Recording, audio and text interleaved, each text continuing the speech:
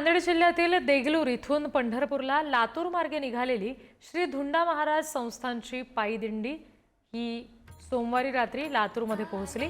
दिंडीमध्ये पायी चालून थकलेल्या वारकऱ्यांच्या पायाची तेलाने मालिश आणि व्हायब्रेशन मशीनद्वारे फूट मसाज केला जातो। लातूरच्या वसंतराव काळे होमिओपॅथिक मेडिकल कॉलेजकडून या वारकऱ्यांची चरण सेवा आणि आरोग्य तपासणी शिबिराचं इथे आयोजन केलेलं होतं।